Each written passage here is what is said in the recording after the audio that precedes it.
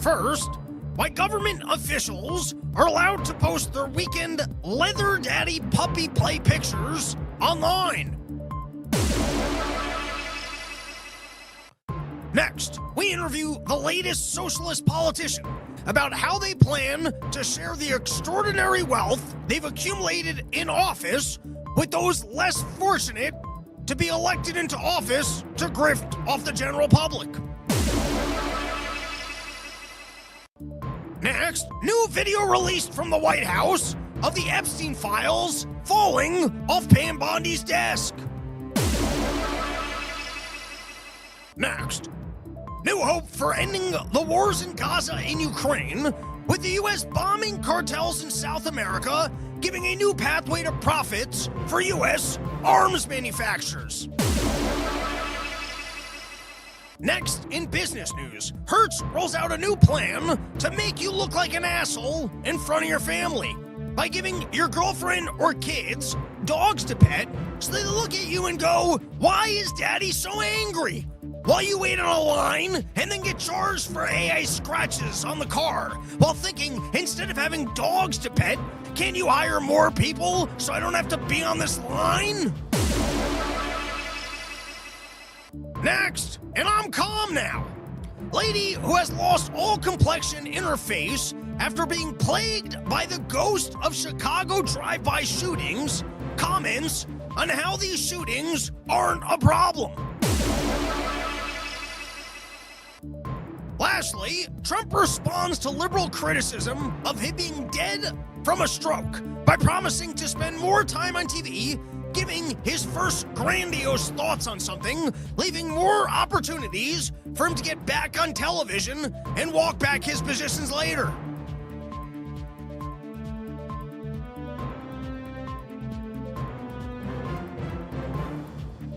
This is weird. Why are you still filming me? Go to the other guy.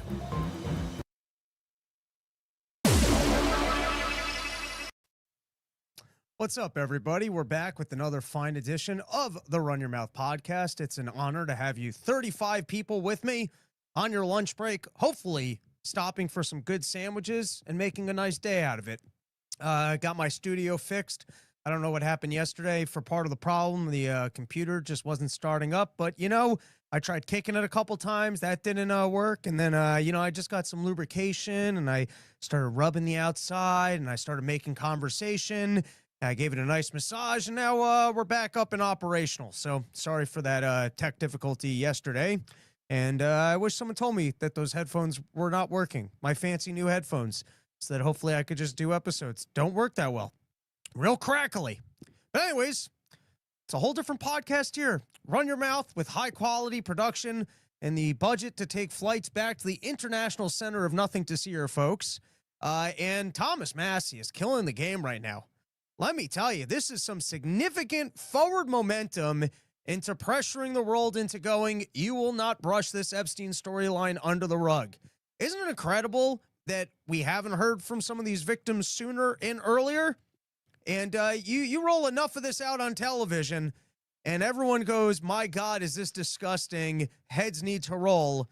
And they're going to find some billionaires to throw under the bus. I can't tell you what billionaires yet, but it does seem like there is some actual forward momentum in holding and unwinding what that Epstein storyline was. And kudos to Thomas Massie and the other guy whose name I can't remember and don't care about, so I won't give credit to, for actually making some forward momentum there. We will address some other topics first, and then I'll give you all the latest of the scandalous Epstein details. And, of course, episode brought to you by YoKratom.com, home of the $60 kilo, and the only place in the entire world an entire kilo of Kratom for just $60. Also, Porch Tour is not just for summers. Bug Out will hopefully be out by next week, Monday. We ran it late at night. It was a little bit cold outside. I wish we could have had the Denver audience again of like 150 people. Maybe the next time I do it, I'll do it up in New Hampshire so we can get 90, 100 people out there. But we had like a loyal 20 people that stuck around for it, and it was an absolute blast. I think the next time I do it, I got big ideas for the Bug Out for next year, but it was an absolute blast, and I look forward to getting that out. Listen, next round of porches is going to be in Alabama, Birmingham, Alabama. then Atlanta, then Anderson, South Carolina, by the jiu-jitsu school out there. I forget that. I'm sorry. I'll plug it on the next one, I promise. And then there's a lot more porches. I know I added an Omaha. I know I added a Kansas City. I'd like to add another Florida before I do Jacksonville for Thursday night. If you got a spot in Florida, I'm down for it. And just go to porchstore.com. I know the Arizona's coming up again. Porchstore.com. We're going all the way to December, and I still want to add a couple. Not a lot, but a couple. Still thinking about maybe Chicago and Denver all the way out in December in actual venues. And if you got a spot in New York City that I can porch, I would love to do a New York City show. All right, let's get into the news. You know what? We can take a couple comments here. We've got Wade Mosher calling me out for being a cholesterol fatty. Thank you. Cousin Fat saying, "What's up, Rob?" And then also that Epstein is alive. I would believe it. I'd believe anything at this point. The idea that they killed him in that cell, or that they rolled him out in a gurney and sent him back to Israel, or I don't know. You know what the best spot for him would be probably is wherever that castle is. Not really a castle, just that house that they killed Osama bin Laden, the CIA safe house out in what country is that? Pakistan. I'm gonna guess, but you know, Epstein's more of an island guy, and so they probably just found a different remote island for him to chill at. And at some point, someone will get a drone shot of that guy with the beard. Slop City. If only the outcome from the Epstein files is that Bill Gates go down, I can live with that. You know what? I'm okay with that as well. We all want blood, and if the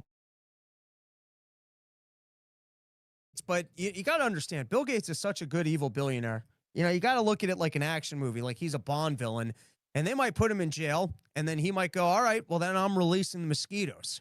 We don't know what kind of contingency plans Bill Gates might have for, hey, you guys are going to release me from jail. You're going to let me enjoy my wealth.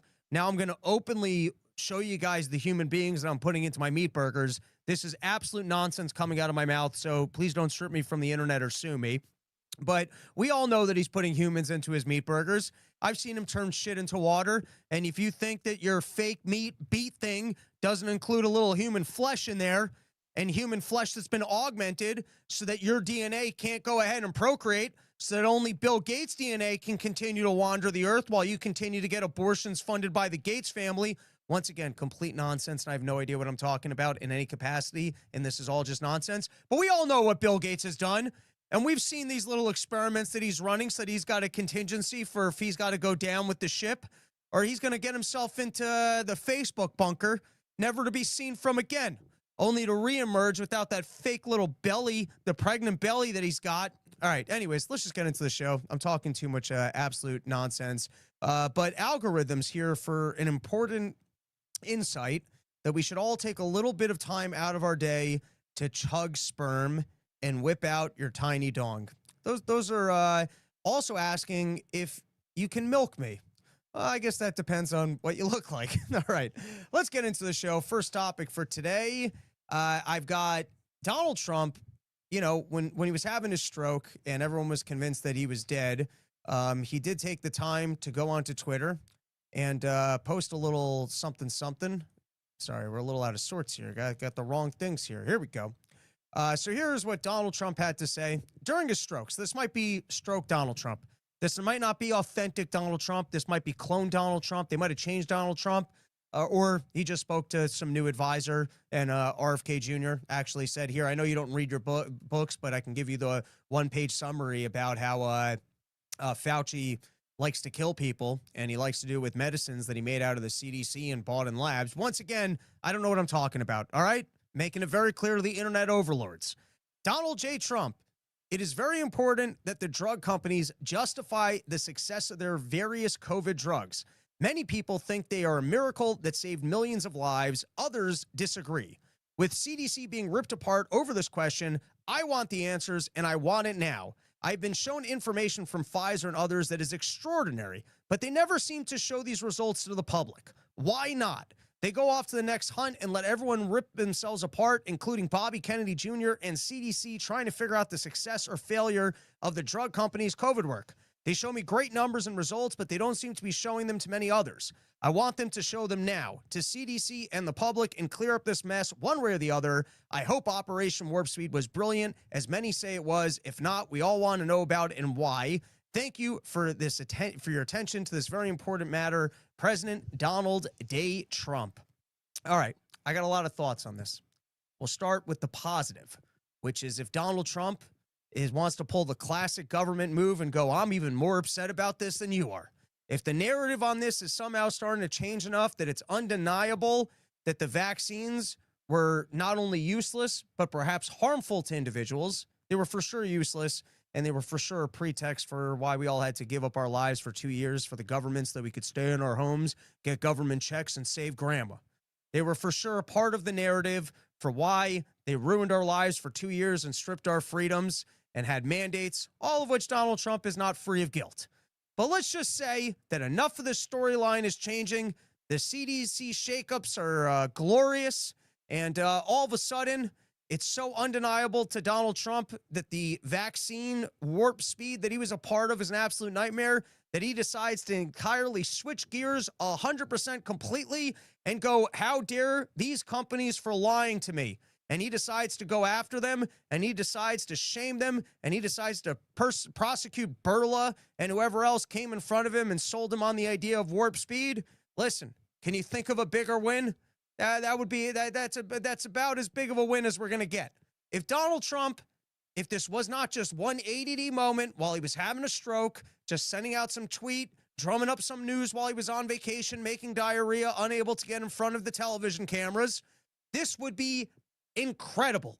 I would praise and say grace for Donald Trump if he decided to completely 180, if he would acknowledge that warp speed was a mistake, and he decided to place the entire blame on Fauci and investigate why Fauci and Deborah Birx and the other ones were selling him on this technology from the vaccine companies, from your Pfizers, from your Modernas, from your other people who like this mRNA stuff. It would be fantastic if government resources went to going after the people that perpetrated this incredible scam on all of us and took 2 years of our lives or longer from the nonsense of COVID. That would be great. So let's all hold our hands and pray that Epstein gets found in Pakistan, because they tried to stash him where they had Osama bin Laden for a couple years, so they could pretend like they didn't know where he was, and continue that war going. And maybe they change gears on the Epstein storyline thanks to the work of Thomas Massey. And also here, it would be great if Donald Trump decides to 180 and go, hey, they lied to me. How dare they lie to the awesome and great Trump? And they're fully responsible for what happened, and now I'm going to go after them. With all of that said, this does seem, I see two big Donald Trump problems in here, and maybe you can just call this my Trump derangement syndrome. I don't believe for a second that there's information that was shown to Donald Trump that shows how remarkable and great the vaccines are that are any different than the marketing that we constantly heard on the airwaves for 3-4 years of our lives about how this was an incredible technology. I don't think Donald Trump saw any information that we didn't see. I'm sure he fell for and was a sucker for the same marketing of safe and effective and whatever else. And if people like me were able to debunk this thing and Donald Trump fell sucker to it, you have responsibility there as well. You're there because you're supposed to be the wisest, most greatest decision maker of all time. And I don't believe for 1 second that there was fraudulent information that was shown to you that sold you on moving forward with this policy that was any different than the information that was presented to us. And you chose these advice. And I'm not saying that Fauci's not a bad guy. Deborah Birx isn't a bad guy. But at the end of the day, Trump was a decision maker and he fell sucker to the thing. And I don't believe for 1 second that it's because that there's Pfizer presented information to Donald Trump, or maybe they did. Maybe Pfizer presented fraudulent information to Donald Trump, but then wouldn't this have been a complaint from 4 years ago of it's remarkable and the things that I've seen, and we're going to have more transparency because for some reason, the people that are selling you on this thing they don't want you to know how good it is. You would be too thankful, and nobody could be that thankful of a vaccine company. But I'm going to have transparency. I'm going to show you the files that they showed me, And once you see that, you're going to realize you're only healthy and alive because of the marketing information that they showed me, but they wouldn't show to the general public. So that's Trump's latest claim, is that there's information that was shown to him that convinced him and still convinces him to this very day up until 2 days ago when he completely 180 and decided, hey, maybe that thing wasn't that good and it's not my fault. It's the fault of the people that lied to me. So it seems to reconfirm that for some reason, Donald Trump's opinion seems to change by whoever he last had a conversation with. And I would also just love to know, I mean, also, if you were a good executive, let's just imagine this is the glorious, most incredible, greatest Donald Trump that's ever lived. Wouldn't you have an awareness of the information that you saw that wasn't presented to the rest of us? Can't you tell me specifically, hey, well, here's the information that I received that the rest of you didn't receive? Like, what marketing information has Pfizer presented to you to showcase that the vaccine worked and was good that wasn't what they put on the airwaves for 5 years while they convinced us that we needed to stay home and that this thing was going to make it so that you couldn't get the virus or spread the virus? Or no, it's just going to make it so that you're not as ill. We don't have to rehash all of the lies of COVID, but can you at least assert what your claim is here? Why is it on Pfizer to represent the information that they presented to you, but not to us? You don't even have an awareness of what they presented to you? Or just the follow-up question of, well, what was the information that you saw that you thought that this was great? And why do you think the vaccine companies haven't shared it with the rest of us?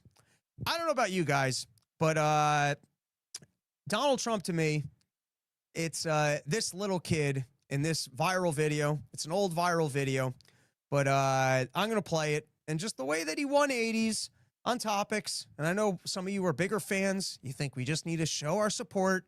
I agree. He was better than the alternative, but some of this nonsense drives me nuts. And I do feel like Donald Trump's entire personality is the kid in this video. And with that, you guys can let me know if we have sound, which I took this time to run a test video and make sure that it was working. So it better be working, but we'll find out. We're on a journey together. Here we go.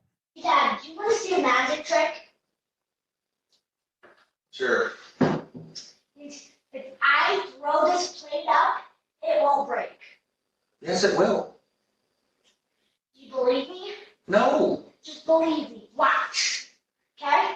This better not break. Shit. It's a magic trick for you to catch it. Why would I catch it when you just said you would throw it up and it wouldn't break? Well, I thought you would know that a plate would break, Dad. The whole point was for you to catch it so I could say, ha ha, I was right. You're supposed to catch it. And why would you let your son throw up a plate that you knew that would break? What would you? I don't know, honestly. I don't. I'm an idiot, I guess. And basically your fault. Okay, it's not my. All right. And now we can move on to all of the Epstein shenanigans. Before we do, look, this is real television over here. Keep teasing the juicier storyline. But here you've got the leaders of China, India, and Russia coming together in pettiness to go, Donald Trump, wouldn't you like to join our circle? Wouldn't you also like to move around and sing songs and clap your feet so that you might get back home?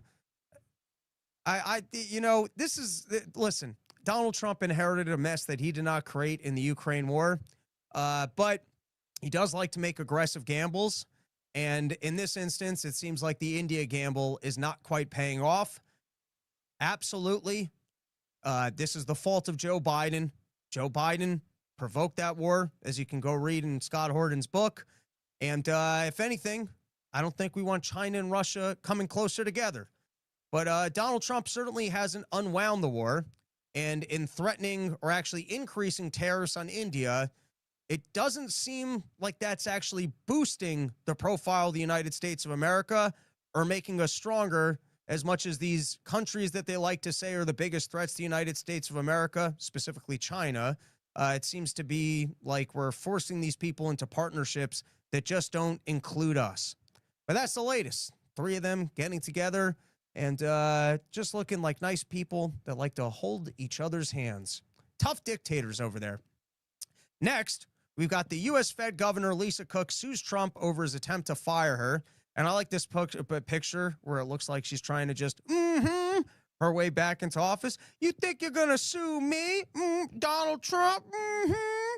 Oh, you think I lied on my mortgage? But anyways, you got Donald Trump. He's making his move against the Fed, which is, listen, I don't own a home. I've never lied on a mortgage. I've never claimed that when I was going to get my second home, that it was actually going to be my first home so that I could get a better mortgage rate. I've never done that. I'd love to see an audit of all politicians to see how many of them are pulling this scam, or how many people with 2 homes in the United States of America have pulled this scam. And now in this case, if you're supposed to be on the Federal Reserve board of directors, I guess you're supposed to be incredibly financially savvy. And I think that this is terrible, but there's that concept of ignorance of the law is no excuse for breaking the law, which is an outrageous way to have us all be responsible for every single ridiculous law that exists out there. Doesn't matter if you didn't know about it. You got to sit down and you got to study your law books, and you got to make sure that you know everything, and you got to spend your whole life making sure you're doing everything correctly. Because even if we write some obscure thing that you would never think you could be in trouble for, ignorance of the law is no excuse for breaking the law. But in this case, if your entire pitch is that you're so financially savvy that you should have a say in interest rates and the way that our economy is run, I don't think you're going to be able to claim ignorance in any fashion, because your entire pitch for your position is how financially savvy you are. But now here's what Donald Trump is doing. Donald Trump, he wants to get the interest rates lower. He also wants them to quit pretending like they're lying about the job numbers. Remember, in the greatest economy of all time, and the only way to juice this thing and make it better is by lowering the interest rates, because otherwise Donald Trump could be borrowing money for less money, and we're making him spend more money when he could be spending less money. And if he could be spending less money as he borrows money, think about how much more money he can spend. And if government spending money is the heart of the economy, then we need government to be able to spend even more money. Don't worry about those asset bubbles. Don't worry about inflation. And if they're telling you that the jobs are off, they're lying to you. So anyways, we all know Donald Trump, he wants lower interest rates. At the moment, he can't fire Powell. And so his latest ploy seems to be, well, I'll go after the governors, and I'll take down one governor. And if any of these other governors are dirty, I think they're going to know that they better vote in line with what I'm looking for, or we're going to come after them as well. And he's pushing forward with it. We'll see whether or not in courts he actually has the authority to remove her for cause, in which case the cause is that she did fabricate financial records for more favorable loan terms. It does seem like there's a degree of corruption of who actually gets taken down for these crimes, or when you decide to utilize these laws. But once again, if you just watch this as political theater, it's a good move by Donald Trump. He can't control the Fed. He can't control the interest rates directly. He can't fire Powell. But I guess what he can do is to start threatening all the subordinates that they better get in line at the next meeting, and they better overrule Powell, and they all better vote in his direction, or he's going to start looking into all the crimes that they've committed, and then they're going to lose their nice, cushy jobs where they can never get anything right, but continue to get some nice paychecks, and probably some even better paychecks once they go back to the private market. All right, now let's get into the Epstein talk. Before we do, let's thank another sponsor, which is Sheet.com, which, by the way, right now, it seemed to me, I was just on the website, they still got the Labor Day sale going. You can get those triple packs of underwears. They're already discounted like 35%. You can throw my promo code RYM on top of that and save the additional RYM promo code. This is a good chance to stock up on your sheets. And I swear by sheets, everybody. I got big fat thighs, which is a combination of doing squats and eating donuts. And let me tell you, every once in a while, when my sheets are in the underwear and I end up wearing your good old Fruit of the Looms or your loose linen boxers, it's Chafe City down there. So if you want to avoid the swamp ass, you want to have nice, cool legs, and you don't want to feel sweat on your balls, you go to Sheet.com, use promo code RYM, and you get yourself 20% off the greatest underwear that's ever graced the balls of man. You might even be able to still get one of these sweet sheath hats. I don't know if they're still up on the website. With that, let's take a couple comments, and then we can get into the latest from the Epstein storyline. I see Algorithm going off quite a bit about his desire for me to make my penis into a kit. proclaiming that my penis is little, has never seen my penis, but wants to proclaim that he's aware of the size of my penis and that he wants for me to jack off at his dinner while he plays with the mold of my penis. There's a lot going on with this algorithm, fellow, so I'm going to skip it, and we'll go with some of the other comments. Matzo balls. You better have the foreskin for that algo. I definitely don't have foreskin.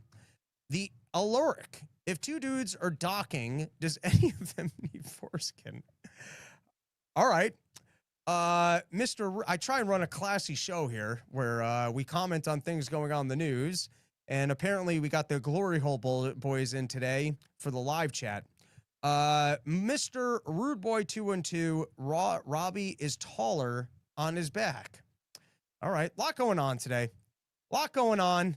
Algorithm letting me know that he's got a lot of foreskin if I want to engage in the docking. I will leave it to you guys in the chat to sort through this. And in the meantime, I'll move forward with the news on the Jeffrey Epstein storyline. This was from USA Today. Watch Jeffrey Epstein speak at Capitol press conference. So you had yesterday, you had the fellows from, you had a few Congress people that finally sat down with the victims of the Jeffrey Epstein saga of trafficking women and all the horrors that took place. And it's almost incredible because what we've been hearing for years is that they can't give us all the information because they need to protect these women, and these women don't want the storyline out. And then I guess finally, for the first time, someone actually took the time to hear them out. I don't know, maybe they've sat down with prosecutors in the past and that went nowhere, or maybe no one's taken the time to validate their storylines. But finally, you had people of Congress sitting down wanting to hear from them. And then you had Thomas Massie today, doing a thing where they were able to talk publicly. And I think the victims speaking publicly, particularly if Congress is willing to show support and possibly take moves to guarantee their safety so that they don't get hit by buses, I think that will create some serious forward momentum in making this a storyline that people can't ignore. I mean, when tragic things happen and the news actually showcases and shows you the tragedy, it pulls on strings.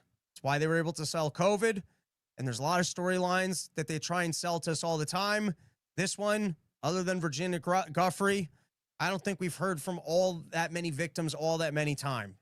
And then there is something when the wheel turns and all of a sudden everyone's reporting on something that all the news stations start feeling like, well, this is what everyone's reporting on, and we want people watching our channel. So if there's the more interesting thing over there, we're going to have to report on it over here. And so through the efforts of Thomas Massie of actually getting these people to share their stories, I think that this is going to become an unavoidable topic.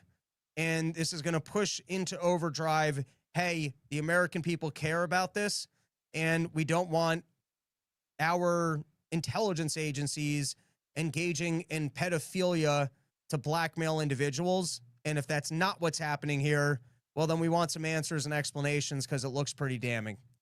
And so then you had Nancy Mace apparently walked out of this meeting crying, refusing to talk to anybody. And then you got a bit of a balancing act between Johnson and Massie of Johnson still seeming like he wants to run cover-up. Like he wants to use all sorts of legal technical terms to tell you why Donald Trump is actually the most transparent, while even though Donald Trump is calling this a hoax, he cares about this even more than anybody. And there's proper ways to unwind this storyline, and Thomas Massie is not doing it in the proper way. And so first they had shut down Congress before the summer break so that Thomas Massie could not put forward a vote to release all the current Epstein files. But here's Thomas Massie on Twitter. It's filed. Your congressman can now sign the discharge petition to force a vote on binding legislation to release the Epstein files. And then you've got Thomas Massie later in the day letting you know that Speaker Johnson just scheduled this meaningless vote to provide political cover for those members who don't support or bipartisan legislation to force the release of the Epstein files. And then this was from The Hill. Republicans moved to squash GOP Epstein rebellion. And here are some of the lines attributed to Johnson in this article as he seems to continue to run cover and shut down Massie's efforts just to release all the available information. Johnson's, though, said the discharge position is now a moot point. There's no reason to do it. It's moot and superfluous. In a wake of series of subpoenas from the Oversight Committee over the past month, which he said already have the force of law. Thomas Massie, he's just drumming up television interest. We're more interested in transparency than anybody. And we can't just put out the information right now because obviously the FBI needs more time to redact files, to correct videos, to throw things out windows, to shred it. But listen, it's a moot point because even though this guy just wants everything released immediately, we're over here working on a drip thing. And he's just kind of getting in the way and pretending like he's the noble guy when the people calling it a hoax actually care about this more than anybody. And then I want to read this line as well. The speaker also said that the Massey Kahana measure was inartfully drafted and did not adequately protect victims.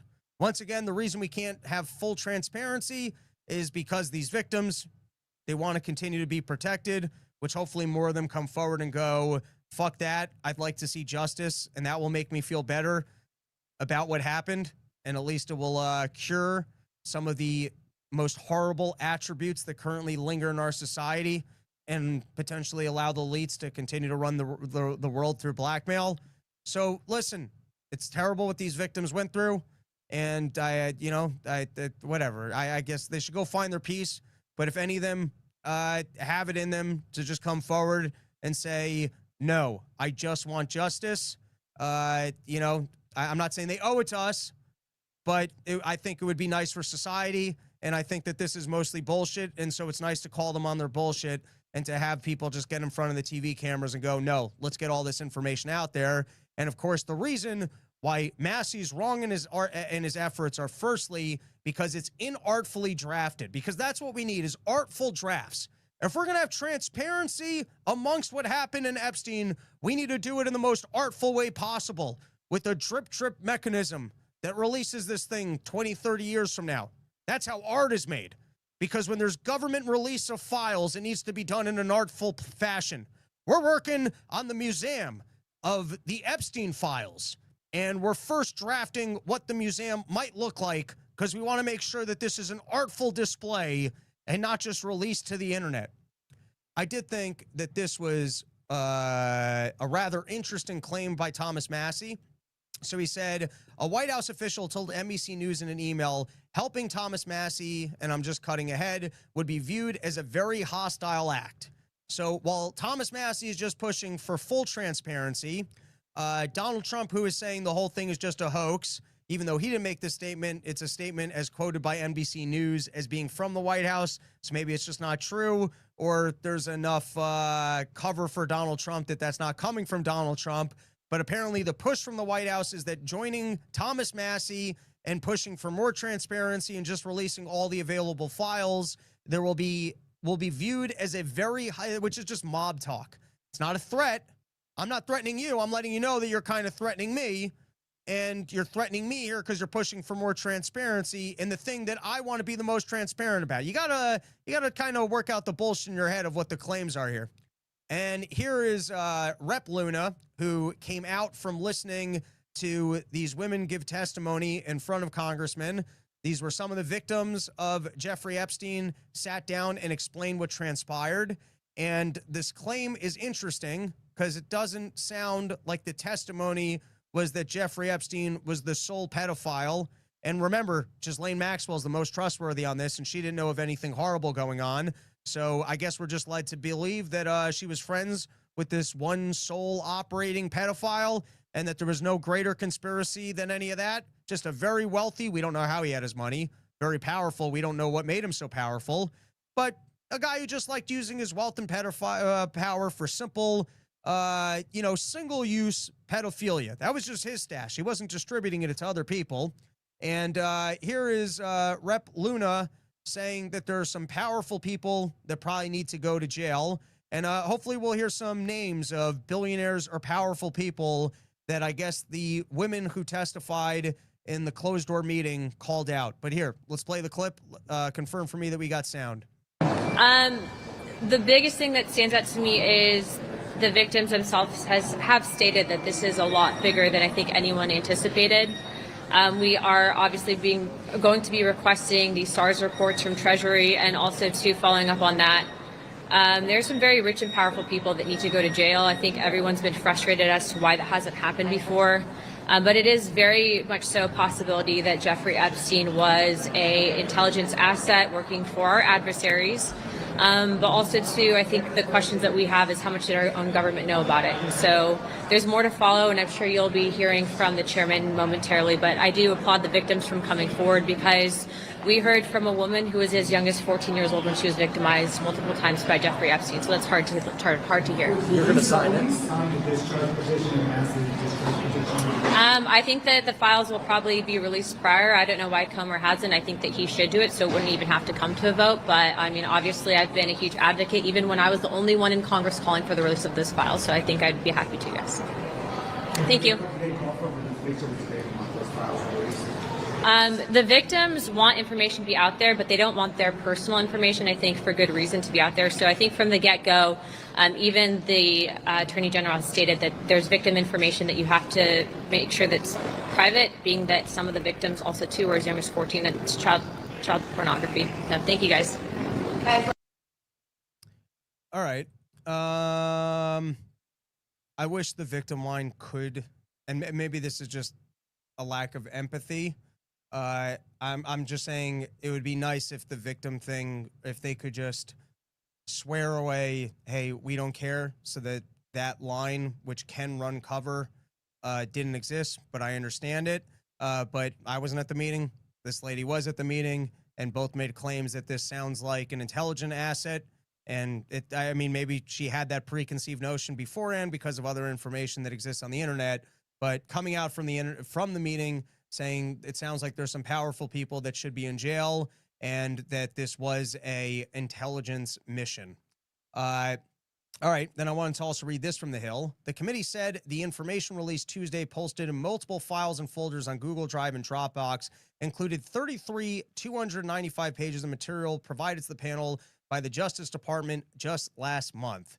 And so as you've got Johnson trying to run cover, you know, he's going, look, we're releasing files. We put out 33,000 pages. And doesn't that feel like the most governmental thing ever, that you can have 33,000 pages with, I guess, nothing interesting in it? It's another good example of AI, that I guess you can just dump 33,000 pages into, you know, computers and be like, hey, is there any new information in here? Or I guess maybe since it's just been released, everything I'm seeing is that this was already readily available information. I don't even understand how you could have 33,000 pages of information on Jeffrey Epstein and not one interesting detail in 33,000 pages. I think because back in the day, they would just have an office of monkeys being like, create as many pages as you can about this thing so that they can go, hey, look, there's 40,000 pages here with nothing interesting in 40,000 pages. So clearly nothing happened, because otherwise you'd have one good page. And so you could just bury information by giving people mounds of books to read through. But how incredibly government is that to have 34,000 pages released? Wait, so you guys managed to put together 34,000 pages of bullshit? You managed to put together 34,000 pages that don't have any of the interesting details that any of us want to know about? How do you procure 34,000? What is it? Every single day, every detail about what he had for breakfast, how he toasted the bread. And then on Tuesday morning, he decided instead of white bread, he was going to go for a pumpernickel. And while he usually sets the machine to 6 on this morning, he decided it's like the world's most boring novel. And as he sat in a room with the purchases that he painted from unknown artists because he had a keen eye for art, he glanced at the naked lady with the puffy nipples. As he spread the butter onto his toast, he liked to go left, right, and then in an odd fashion, after completely spreading the butter left to right, he would then turn top to bottom, really ensuring an even distribution. And as he munched on his toast, how much bullshit can possibly be in these pages that you've managed to put together 34,000 pages of stuff to put out that has nothing in it? Isn't that just a remarkable feat of government? Wouldn't you guys love to know the cost and how many people worked on preparing 34,000 pages of uninteresting information? That must be what all the English majors do. All the couple people in the English, there's like 4 people that write books that get to the New York Times bestseller. You get a bunch of people that write blogs. And then I guess a bunch of people that get jobs for the government writing nonfiction daily report stenographers of filling pages of bullshit information so that the government, look, we're transparent. We managed to release 34,000 pages with what on them? How did you put together 34,000 pages? And there's not just the 2-page thing of, oh yeah, he was working with this intelligence agency. Here's 20 pages of all the people that he was working with. And then there should also, it's amazing that it's lingering, all of the staff that was working at Little St. James. Nobody saw nothing. How are these people not being harassed by journalists? Where's all the TMZ people? Where is the teams, the swaths of internet? Can we somehow weaponize all the people that do man on the street Instagram things? Someone get Ryan Long's hilarious and relentless. Can someone get Ryan Long the list of people that were staff at Little St. James for him to harass on the street? I mean, it seems like there's a lot of just lingering, floating evidence that you could use to actually uncover what happened here. I think 2 things that don't work is, 1, talking to Ghislaine Maxwell and going, well, Ghislaine said so. And then the second thing is, apparently, however the government puts together documents, that there's 34,000 pages of nothing that they were able to release. And with that said, that should call up Thomas Massey and let him know that the next meeting that they should do is subpoenas of every single staff person that ever worked for Jeffrey Epstein. And then if you don't get a single storyline out of a single one of them, then you need some forensic investigators to figure out how much money they still have in their bank accounts that's coming to them as hush money. Kind of like what happened in Breaking Bad when Gus's organization goes down. And then Mike is splitting up the money and letting Walt know that he still has to pay off the old team because he doesn't want these people talking. It's a 2-step process. Maybe do that first. Maybe do the forensic investigation first of every single staff member that worked at Epstein's Island. And then once you figure out where the payments are coming in from, the Wexner Family Trust that still pays out all these individuals, you let them know that you're taking that money back unless they start letting you know what was actually going on there. And now, as they go along and they try and, get their teams together so that they can redact all the information and the other stuff Thomas Massey is trying to get released.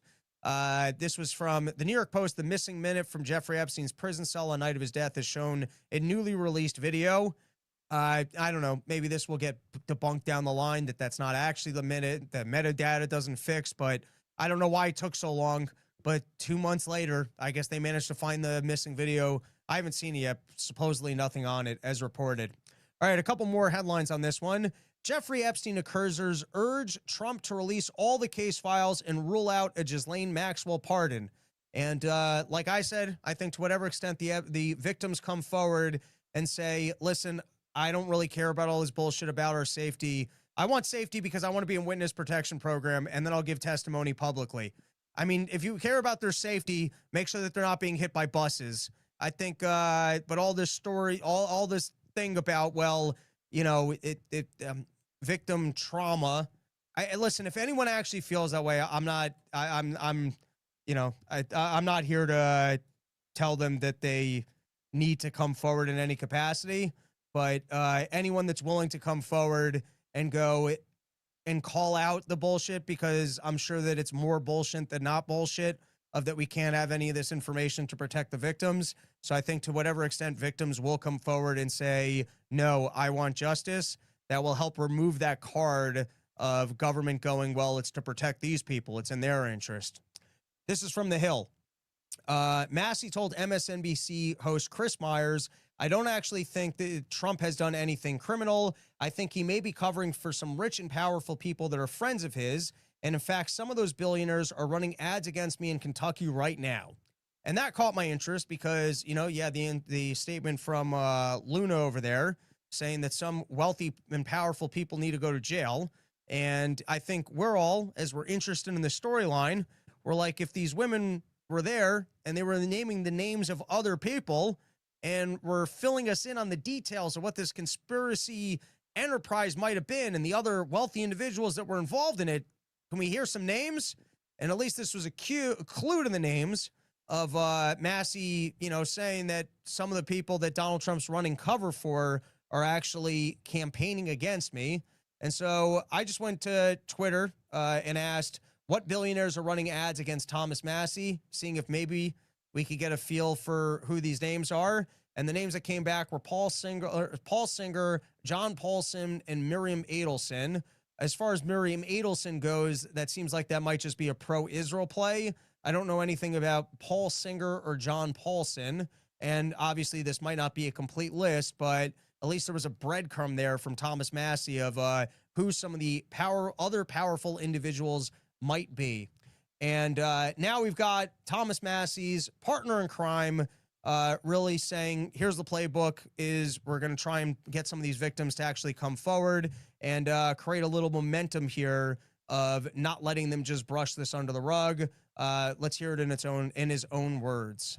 What will be explosive is the September 3rd press conference that both of us are having with 10 Epstein victims, many who have never spoken out before. They're going to be on the steps of the Capitol. They will be telling their story, and they will be saying clearly to the American public that they want the release of the Epstein files for full closure on this matter. Do you know the status of this discharge petition? Do you think it'll pass? And as I said, I think it's a great play to the extent that the victims can come forward and make a push for justice. It removes the bullshit talking point of we can't do it to protect these people. Here was just a picture because it was all live when I was putting this together, so I wasn't able to take the video. But here was Thomas Massey in front of Congress as they allowed some of the victims to share their stories. And we're not going to delve into this too much just because it's kind of gross and sad. But, you know, from a pushing the story forward and forcing accountability, I think to the extent that there's a human aspect and these women are on the news, it will drum up outrage. And I think that that might be what actually forces government to not ignore what had happened here. I think to the extent that they can just move on from it, they will. And to the extent that they can run cover for intelligence agencies or whoever else was involved with it, they will. But if there's, you know, metaphorically speaking, people are outraged, holding their pitchforks, and they want justice, well, they're going to have to throw someone under the bus. And so, listen, you can go watch a lot more of this, but here's just 2 quick moments from victims, which I think showcase the fact or build the storyline that Epstein was not just a solo practitioner and it was just his private stash, but that he was actually trafficking to other individuals and that there was a larger criminal conspiracy here. And so this first victim, I believe, was the 14-year-old who was mentioned. So I guess the youngest known victim. And here she is on mainstream media, which is new as well. I don't think too many of these victims other than Virginia Guffrey and one other whose name I can't remember have made very many media appearances. So it seems like the Thomas Massey push is already making some headway and making this story unavoidable and inignorable. Let's roll the clip. Unfortunately, he forced me to have sex with him, basically. Lacerda said she was paid thousands of dollars and that as a young immigrant from Brazil, she says she believed being associated with a financier could lead to better opportunities. It never happened, obviously, you know, because it came to a point when I was, I'd say 16 and a half or 17. He didn't want me anymore. He was just like, you're too old. He said that?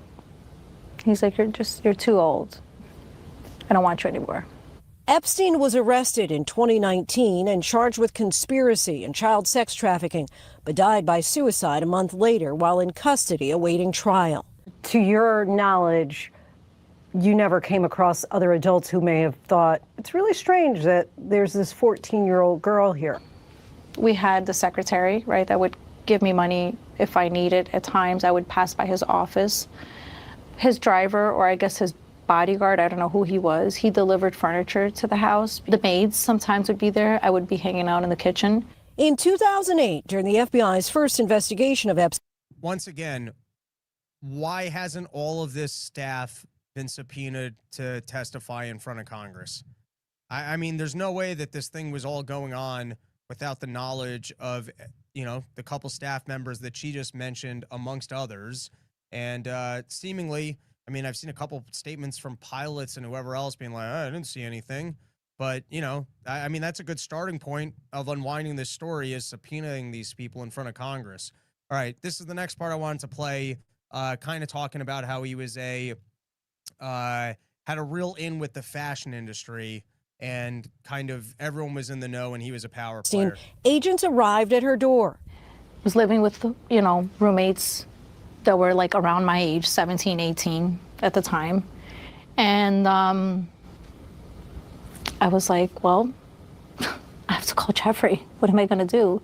Lacerda says that she called Epstein, who hired an attorney for her, and she never heard anything further about the case. It was in 2019 that the FBI spoke to Lacerda again, and this time her statements to the FBI helped them build a case against Epstein. Do you feel some relief, some pride?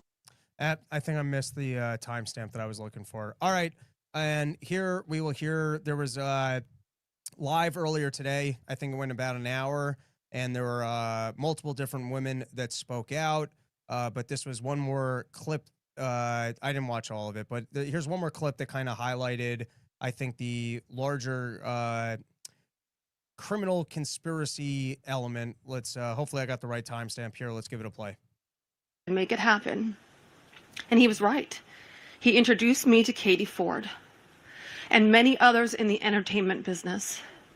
His grip on the modeling business was undeniable. Not just the Ford family, but Victoria's Secret, Faith Cates, Jean-Luc Brunel, Victoria's Secret. Epstein's reach went to the very top of fashion. He could make a model's career. What I didn't realize then was that once he lured someone like me in, he could also destroy my career if I did not do what he wanted me to do. In New York City, countless young women were abused by him.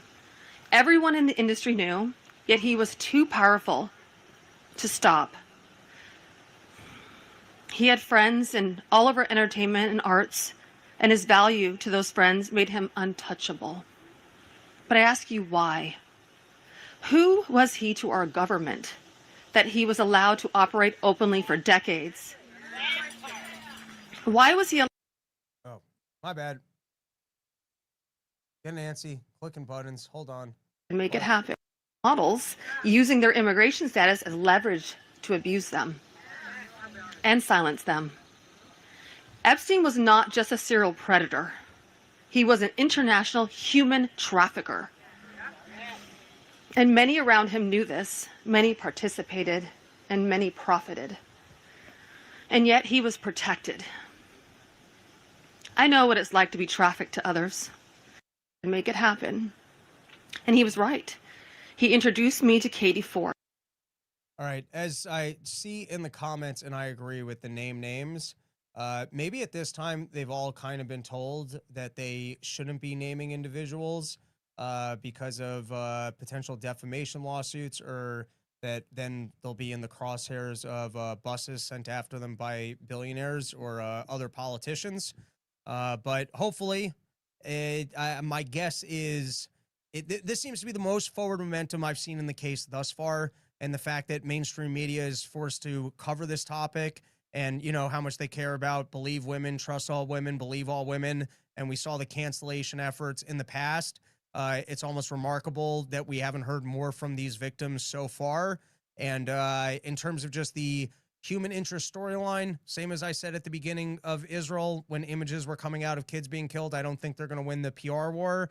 If Thomas Massie and other members of Congress can keep a full court press of the victims want justice, and you hear more from the victims coming forward, I think that could actually make the problem is it's very hard to bet towards government transparency or anyone being held accountable or for things being cleaned up. If you're in a casino, that's a very bad bet because it never seems to happen. With that said, I think this was something I was having a conversation with a friend recently, and we were talking about the vaccine autism storyline, which is a good way to get censored on YouTube.